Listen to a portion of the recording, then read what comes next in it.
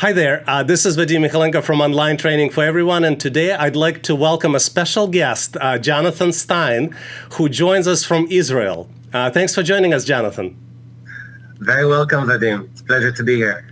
Thank you. Yes, Jonathan works as a manager at Job Test Prep, and Job Test Prep is a company that specializes in helping candidates to pass an employment assessment test and get hired. And in today's discussion, we would like to focus on the CCAT test and share with you some interesting facts, some interesting information, and help you successfully pass the CCAT test.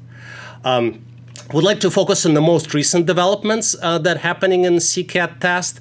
As of May 2023, this is where we're recording this interview. And we're hoping to make these meetings regular with Jonathan and cover different topics.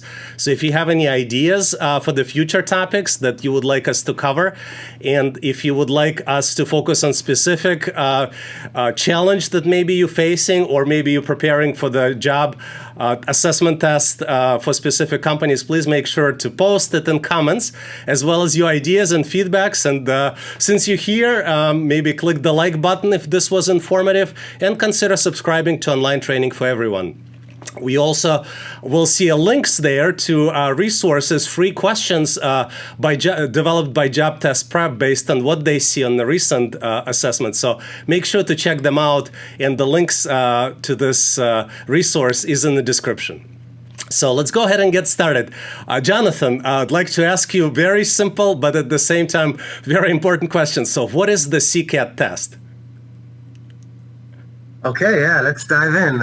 So again, thank you for the opportunity to be here on your podcast, Vadim. It's a pleasure. Like you said, I'm a manager for Job Test Prep. Our specialty really is developing practice courses for people like yourselves who are candidates trying to figure out what these tests are and how you should approach them, what to know about them, and how you can really maximize your chances of getting a good score and landing the job or the education possibility that you're looking after. What is the CCAT? CCAT stands for Criteria Cognitive Aptitude Test. Criteria is the company that developed this test, and basically it's one of the more popular and more challenging tests, cognitive tests, that you can find in the job market. It's used in a very wide variety of selection processes. This can be for anything from applying for perhaps a coding boot camp that you want to apply for. Many very big companies globally use the CCAT. And the reason that they use this CCAT is a number of things. I think we'll touch on more in depth as we go along. But basically, it's very quick and it's very efficient at really analyzing the cognitive level and abilities of the candidates who use it. Within 15 minutes, that's it. You've got a very accurate description of the person's cognitive abilities in a wide range of fields. And like I said, we'll touch on that very soon. Sounds good. Yeah, I know it's one of the very popular tests, right? And it has a certain number of questions, right? And it has a time bound. A lot of tests may be not time bound, but this particular one is very interesting. And if I'm not mistaken, it's a 15-minute time frame. Is that right, Jonathan? Yeah. So the CCAT has 50 questions, and you need to answer them in only 15 minutes. That's a quarter of an hour, and that leaves you with an average of 18 seconds to answer every question in the test. Now, maybe it's a bit difficult to understand just how little time that is when you're not actually sitting in front of the test and the clock is ticking, but that's a very, very limited amount of time, especially when you're suddenly stuck on a question. That ticking clock can really destroy your confidence, and that's really one of the things that we also focus on as we prepare people for the test. Yeah, and I think this is what makes this particular test challenging. Are there any other factors that you think that might make this test challenging? Especially, like, if I would be taking a test, right, it's not something that you do regularly. Maybe in high school or in middle school, you were doing a lot of tests. But if you're a professional and you're faced as part of employment process with taking a test, this is not something that you would want to do. You would do regularly, like, and this could be a confidence killer. And even if you maybe qualify without time bound to complete this test, if you have a 15 minutes and 18 seconds per questions, that will make it tremendously challenging. So is there anything else that makes this CCAT test particularly challenging in addition to being time bound? Yeah, well, like you mentioned, I would say that the number one challenge in this test is the time limit. That really is something that affects everything else in the test, because when you approach this test and you're sitting there and suddenly a question that could be very simple regularly might seem very, very difficult to you. But yeah, so apart from the time frame, which is limited, as we said, another interesting aspect of this test is, first of all, that it measures 4 central cognitive abilities. Now, many people might be good at one cognitive ability, might be strong in one thing, a bit weaker in the other. Over here, you're really going to have to be very sharp on all 4 cognitive abilities. So that's one extra difficult factor that you need to take into account. Another one is the fact that as the test progresses, as we said, we've got 50 questions in this test. As the test progresses, the questions become more and more difficult. Now, if you're somebody who approaches this test for the first time without knowing this, you might be thinking in the beginning, oh, wow, this is going to be a breeze. I can get through all 50 questions, no problem. Suddenly, the questions do start becoming more and more challenging. And by the time you reach the end of the test, obviously you've got less time and the questions are harder. So at that point, that's where a lot of people can really start missing out on the high score that they're looking for. You might be able to get 20 questions easily in the beginning and then suddenly realize, oh, wow, I don't have much time left. And these questions are much harder than the ones that I had before. Sure. So yeah, I would say that that's another very important difficulty that you need to take into account. And maybe since I mentioned the different areas of the test, I can dive right into talking about the different categories of the test, right? I think so. Yeah, let's look at the example. What do you expect when you actually looking at the CCAT test? That would be great. If you can show us some sample questions and tell us, you mentioned 4 categories, right? I assume that those are numerical reasoning, verbal reasoning, spatial, and logic reasoning, right? So let's maybe dive into those and take a look at what should the candidate expect from the CCAT test? So what we're looking at right now is one of many free resources that we have on the jobtestprep.com site that help people prepare free of charge for the CCAT. All right. So what we've got here is our free practice test for the CCAT. Now, as you mentioned, it's got verbal reasoning questions. It's got numerical reasoning questions, spatial reasoning questions that are also sometimes referred to as abstract reasoning questions, and logical questions. All right, these are the 4 categories. And let's just have a look at a few of them, all right? So start you off with this spatial reasoning question, all right? If anybody had a look at the answer earlier, then you can try and forget it. So what we've got here is a spatial reasoning question. And in these types of questions, the reason that they're called spatial reasoning or abstract reasoning questions is that in these questions, you need to pay attention to a lot of different things that are related to the movement, size, sometimes color, direction of the shapes on the screen. All right? An interesting fact about abstract reasoning questions is that these are considered sometimes the most valid and accurate measures of cognitive ability or of intelligence. Why is that? Because they don't rely on your previous knowledge of a certain language or of the math that you studied in school, right? These are intuitive and they are considered by many to be very accurate predictors of many things, including intelligence. So we've got a question over here where basically we need to understand, this is called a next in series question, all right? What we've got here are 4 arrows with the 5th one missing. What we need to do in these types of questions is have a look at the screen, at the question itself, and understand what is this pattern that we're looking at, all right? Now this one is a relatively straightforward question. And what we can see over here are a few factors. First of all, they're all arrows. There are no changes in shapes. What we've got is a movement, first of all, and a change in color. So those are the two factors that we're really trying to focus on over here. First of all, you've got the black arrow pointing down, then a gray arrow pointing right. And we've got a 90-degree switch over there. Then the next one is a white arrow pointing up. And after that, a black one pointing left. So just by looking at this movement, we can understand there's a 90-degree switch in every step of the way, right? So we see it goes from down to right, to up, to left.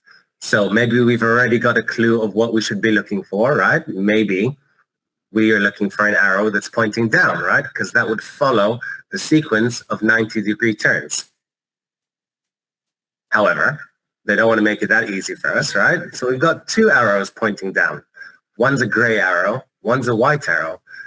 At this point, we also need to consider another factor of this particular sequence, which is the color, right? So we see it's moved from black to gray to white.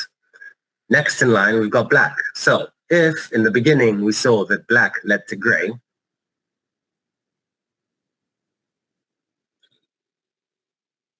then, as we can see in the answer, the following arrow in the series must be gray and pointing downwards. Okay, so that's a classic example of a spatial reasoning or abstract reasoning question. All right, like I said, this one isn't very difficult. It's not the easiest one you'll see, but it's definitely not the hardest. And another thing you need to keep in mind, of course, is the time limit. All right, 18 seconds to gather all the information you need about this sequence and move on. And what's interesting also, Jonathan, correct me if I'm wrong, you see that there is a choice of also white arrows. So I'm surprised that the pointing down. So you kind of looking at this picture, and a lot of times test designers, they will try to confuse you. So it's not like there's one obvious answer that you can maybe use just one factor to predict the answer. But also I'm surprised not to see all three pointing down, like black, gray and white. So this way you will have a variety of choices, and if the only thing you determine is the direction, you would have to think a little bit longer. So it's kind of interesting depending upon the complexity and what test designers, how much they want to actually try to fail the candidate. That makes question a little bit more complex, right, sometimes. So I think something that many people need to understand is that you are sometimes, they're trying to trick you in a lot of these questions, all right? Now, we talked in this particular question about the fact that there are two factors that need to be taken into account. Now, the reason that they've got two pointing down is that they're thinking, okay, a lot of people are going to be thinking, all right, yeah, so we see it's pointing down, so I'm just going to click this answer without thinking about the color element. And just that on its own will make a lot of people click on the wrong answer. And the CCAT test is full of these kind of little tricks. And the best way to actually learn how to avoid them is by solving as many of these questions as you can. The more questions like this you solve, the more experience you get, and the more quickly you'll be able to identify these little trips. They be a confidence killer. But typically tests don't give you that immediate feedback. However, using our preparation packs, you will be able to get that feedback as you go along, solve an exam, and then after the exam's finished, you'll immediately be able to see exactly what you got wrong, have tips and explanations in depth about every single one of the questions that you solve. Yeah, that's a very good point, because I know Job Test Prep is known for accuracy of their tests. It's the company that has been in business for 30 years and definitely pays special attentions for the accuracy. And this test is not static, right? Because a lot of research goes into development of the tests. And if company sees that candidates may be answering questions too easily, or maybe answers get published somewhere, on the internet, they change the test, right? And they either make it more complex or use different preparation materials. They have all sorts of ways of, increasing the number of questions in their test bank or changing them to keep it challenging for the candidates. Absolutely. And that really is one of the main things that we focus on in this company is the accuracy of what we're offering to our customers. It's a shame that I can't grab this camera and take you for a little walk inside the open space behind me, but at this moment, we've got more than 20 people who are sitting and writing sample questions for the wide variety of tests that we offer in the company, and we're always trying to validate our tests and make sure that what we're offering is accurate. So yeah, that's definitely something we pay a lot of attention to. It's of the highest importance in our company. So we had a look at a spatial reasoning question. Let's have a look at a verbal reasoning question for this one. Now, this is it's called an analogy question, and I imagine that most people have encountered these types of questions in all kinds of psychometric tests that you did along the way. Me personally, I have a little bit of a thing for these types of questions. They're my favorite. So the question is, strings is to guitar as, then you've got these 5 options, right? Wood is to cello, piano is to keys, bars is to xylophone, violin is to flute, or sound is to music. Now, again, like I said before in the spatial reasoning question, a lot of what these questions try to do is trick you. Again, might not be the most difficult question in the world, but a lot of these answers are very similar, right? So if we think about it, strings is to a guitar as, what are strings to a guitar, right? They're part of what builds the guitar, right? It's part of the structure of the guitar. So in that case, maybe wood to cello could be right. Or maybe we could be thinking strings are the things that you press on the guitar or that you strum on the guitar in order to produce the sound. And then you see, okay, piano is to keys. And that also rings true. Then you got bars is to xylophone, violin is to flute, sound is to music. So a lot of these things, and again, considering the stress that people are going to be under when considering the time that's moving pretty quickly, you might get very easily confused with this kind of thing. So I would say 2 options over here are the main suspects, let's call it that, right? Okay, so if we think about it, strings is to guitar as bars is to xylophone. That's the correct answer we're looking for over here, okay? Because basically what we're trying to do is build this first question, this first statement that you've got in the beginning, into a coherent statement. All right? So the strings are what produce the sound on the guitar, is how you could phrase that statement in a way that will help you understand which of the other statements are true. And then if you do that with the option C, you can see bars are what you hit on a xylophone to produce the sound. So you can see that's the closest connection. Then again, in B, you've got the option piano is to keys. So what they've done over there is they've taken the same logic, but they've just reversed it. So this is the type of thing that can easily make people press on the wrong answer. So that's a little trick of how to answer these analogy questions quickly. And in our study guides and everything else, you've got loads of tips and everything you need to know to really ace these kind of questions. Eventually, like it is with me, I just enjoy answering them. It's like a bit of a game.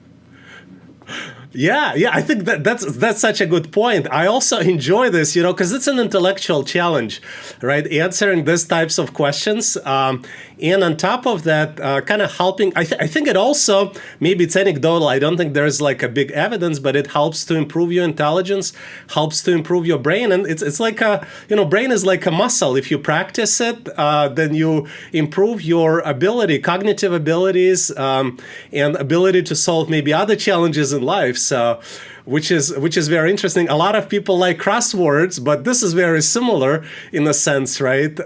If you make it an intellectual challenge and think about it, it's you'll be able to solve the questions, and certainly, hopefully, it will reflect in other aspects of your life, in your productivity, in the way of you solving the challenge, and boost the confidence. I think we shouldn't forget that as well. Absolutely. Yeah, I agree 100%. I know that after you try and solve one test, suppose if you're doing the CCAT and you do a test simulation and you see that you only got 20 answers right, and then you do another simulation, suddenly you see you got 25. Third one, maybe you've got 28, and then by the fifth or sixth one, you've got 35 questions right. That's an amazing feeling, knowing that you've really sharpened your skills that much in a short amount of time, really boosts your confidence. And yeah, absolutely. I think it really sharpens your mind, helps you be more analytic and quick, and a lot of different things. It's got benefits far beyond. Obviously, I'm not sure many people are going to be practicing for the CCAT test just for fun. Maybe some people will, but as you're going along and preparing for the test that you're taking for any reason, yeah, I think there's an element of enjoyment in this thing, and definitely satisfaction as you see your progress along the way. I think so, yeah. And what's funny is a lot of viewers on the channel come in. They don't necessarily, just like you said, they don't have to take this test every day, but they just enjoy solving the challenges. And I think there's just maybe a personality trait where some people are motivated by the challenge. So maybe that's what we see here.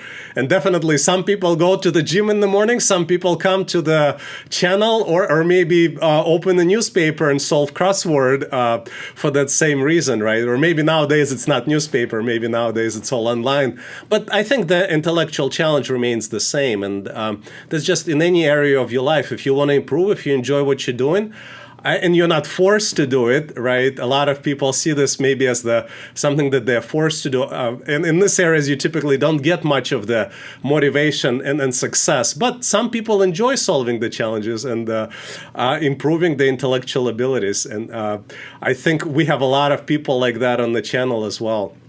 So for all those people out there who enjoy solving these types of questions, we've got piles of free sample tests from all different types, if it's the CCAT or if it's other leading tests that you're interested in trying out and seeing how you do. Thanks, Jonathan. I wonder, Jonathan, how is the actual company? Is it Criteria Corp, right? That's, if I'm not mistaken, the author behind this test. How do they measure the test results? How the score is actually calculated? Do we have any information about that? About the scores. So as we mentioned before, you've got 50 questions, 15 minutes, right? The average score for all the people, and what the criteria do is basically they take all the people who answer this test and they add it all into what's called normal distribution, or a bell curve. Okay, now the average, as they've calculated it, is 24 answers, right? So 15 minutes, getting 24 answers correct, right? Maybe somebody answered all 50 of them, 24 answers correct. Now that's the average. Thing is, if you're trying to get into a place that's really trying to look for only the best among the candidates, maybe for some places 24 will be enough. But what we recommend at Job Test Prep is aiming from 31 and above. Why 31? 31 correct answers in the CCAT places you on the 80th percentile, meaning you're better than 80% of the people who ever took this test. And that already puts you in a strong position, all right? Now, 31 is a good place to aim for. Some places might even place a higher level that you need to reach, okay? So anything above 35, let's say 36, that's already putting you in the area of the 90th percentile. Anything above that, first of all, is an amazing achievement. So bravo to anyone who reaches those kind of levels. If we're talking about 40, 41, that already puts you extremely high and probably enough to get into anything you're applying for. Okay, so 24, if that's what you get in the beginning, it's definitely not bad, puts you bang in the middle. But 31 is the number that you're going for, because 31 is your raw number. It's exactly how many answers you got right. When you transfer that into the bell curve, you get your percentile score, and that puts you on 80%. And that's pretty much the minimum that we recommend people to aim for. I think so. Yeah, it's good that you mentioned this and kind of gave us the averages. What's interesting, I kind of was listening through the details of this, and you definitely want to be better than the other candidate that's applying for the same position, right? And even though like 36 or even 41 even seems like a sky high, but I think it's not impossible when we use job test preps materials, because it's like a mechanics. You go on, do this test. So let's say that you know that you need to complete the test in the next, like after, not today, but in a week, right? And then you get the preparation test. Maybe in the first try, you will get a lower score, but then as you do it again and again and again, and maybe multiple times per day, you can bump up your score. And even if you're 1 point above the candidate, it's interesting how employer would behave. Certainly, we don't know what else is kind of how you presented your during a job interview and what kind of impressions candidate made. But I think the cognitive score in these 4 categories through CCAT test will definitely increase chances, especially if the score is higher or maybe even stands out among all the candidates that participate in the job interview process. Yeah, absolutely. And I think another thing that's it's important to point out above the cognitive skills is when somebody approaches the job interview after showing that he got a 31, he or she got a 31 or a 35 or 40, no matter what you got, not only does that show your interviewer that you've got very impressive cognitive skills, it also shows them that you're good with pressure, right? Because to get those scores, many people are very intelligent, but they just would crack under the pressure of the test.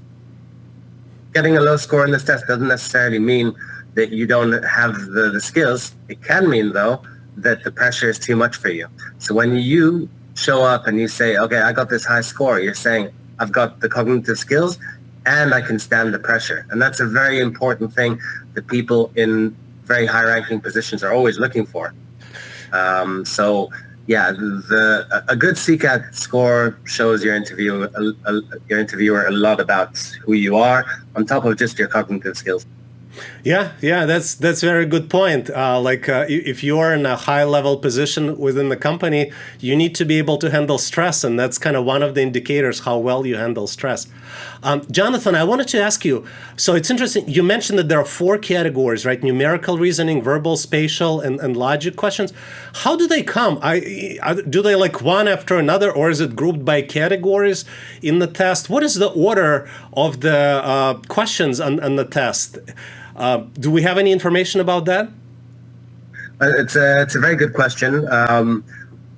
As I mentioned before, we've got a very big and very skilled group of researchers who work over here and get exactly that type of information. So for CCAT, we actually know the exact order of each question in the test. Now, I'm not going to sit here and run down every part of the 50-question test, of course, but I can say that it starts with, let's see, I've got it written down here somewhere.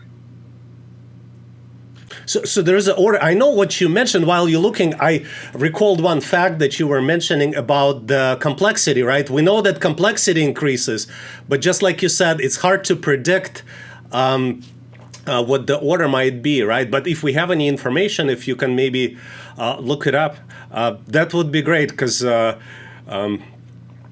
Absolutely. So we start off from numerical questions. You got a lump of numerical questions in the beginning, about 5 or 6 of those. Then it moves on to spatial reasoning, then on to verbal, and then it carries on alternating between the different types of questions. So you'll have verbal, numerical, spatial, logical, all coming in different parts of the test.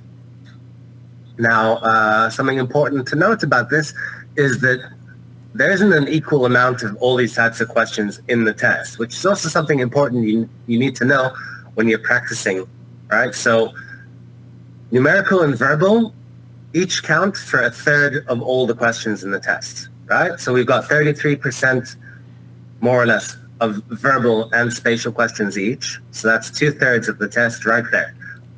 Tells you that each one of those categories is extremely important. After that, you've got the spatial reasoning questions, which are about a fifth of the entire test, and the rest is the logical reasoning questions. So the logical and the spatial together are a third, and then you've got verbal, which is a third, and numerical, which is a third. And as I said, these all show up in the test at different intervals, starting with numerical and moving on from there. Again, on the site, if you visit our page, we've got a graph that shows you exactly at which point of the test, which questions show up. And an important thing to know is that on our website, the test simulations that we've built to prepare people for the CCAT test are modeled exactly according to this order. So that means that when you're solving the simulations, not only do you get 50 questions taken exactly to model the questions on the CCAT, they're also in the same order as you get them in the CCAT test and with the same time limit. So essentially, you're getting exactly the same thing that you're going to be facing in the real CCAT. And when you solve 1, 2, 3, 4, 5, 6, we've got 6 of these simulations on our website when you purchase the preparation pack. And after solving all of these, in addition with everything else we offer, that really gives you an inside-out understanding of the test. And it'll almost be a second nature when you're solving it. You know, okay, I've solved 1, 2, 3, 4, 5 of these questions. I know a spatial one is coming up. It removes the element of surprise when you're solving the test. And that can really help you calm down and let the skills that you have and that you've improved in your practice come through without suddenly being, oh my God, it's a spatial reasoning question. I don't like these, right? When you're perfectly prepared for the test, you don't have that surprise anymore, and it really can improve your score significantly. Yeah. I think confidence during the test, right, is a special story. And what gives you confidence is your practice. Practice, right? There's no substitute for that, unfortunately, because during the test, even if you had access to some extra materials, you probably wouldn't be able to use it. 18 seconds per question. There isn't much you can do. You just need to focus on the question, read instructions carefully, and give the answer. Besides practicing, Jonathan, what is the best way for candidates? So let's say I'm the candidate, and I need to pass this test, right? I want to get this job. This is my dream job. This helps me with my career.